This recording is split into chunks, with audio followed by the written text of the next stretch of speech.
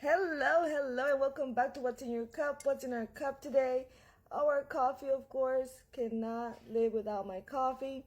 Some of y'all keep saying you can. That's fabulous for you. For me, I need my coffee. What are we getting into today? We are continuing on with our series about navigating the fix and flip maze. And today we're talking about mistake number 4 to avoid to have a profitable fix and flip. And what is that? Ignoring a contingency plan. And you may be like, what the heck are you talking about, girl? Well, many first-time flippers, okay, neglect to plan for unexpected challenges or delays. Okay, whether it's bad weather, unexpected permitting issues, or changes in the market. Having a contingency plan in place is crucial for a successful flip. Okay, one of the things that I have seen, especially when you're renovating in the city, okay, is unforeseen permitting issues. Okay, the investor assumes that obtaining permits will be a straightforward process. However, they encounter delays due to changes in local regulations or unforeseen complications due to changes in the application process. And without a contingency plan to address these issues, the project may stall, causing financial strain and affecting the overall timeline for you to get your property fixed, flipped, and in the market, right? And for you to get your money back. Because at the end of the day, that's what we're trying to do. We're trying to get our money, right? So we have to have some type of contingency plan in place. Another one is uncovering,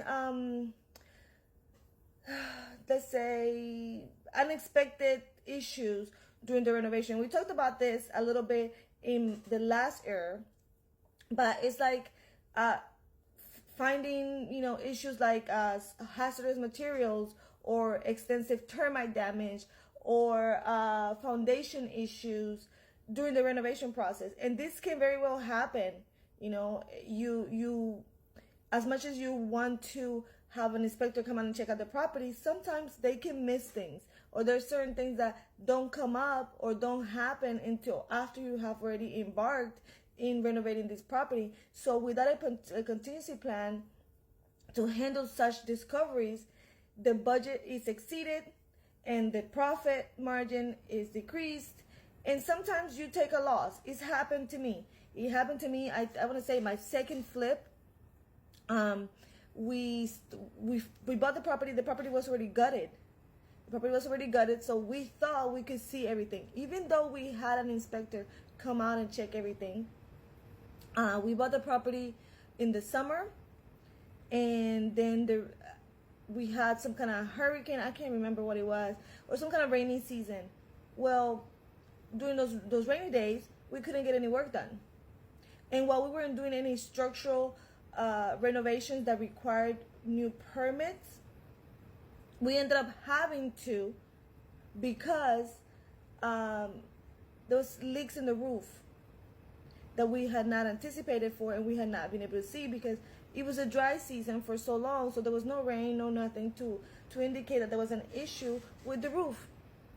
And so we ended up having to get a roofer to come out there and make some changes and do some stuff. And there was money that we did not plan for because we were very, very, very new. Even though I have been in the business for a long time, in the real estate business for a long time, just because you're a realtor doesn't mean that you know everything there is to know about real estate. Just because you're a mortgage broker doesn't mean that you know everything that there is to know about real estate, especially when we're dealing with renovations, right?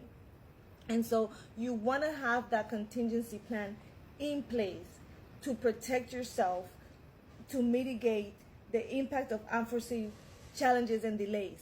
Okay, neglecting this aspect can lead to serious financial strain, project setbacks, and diminished overall success in your fix and flip ventures. So one of the things that you want to do is sit down with your team and come up with a contingency plan, and not just like, oh, well, if this happens, this is what we're going to do. You need to set aside some money within the budget.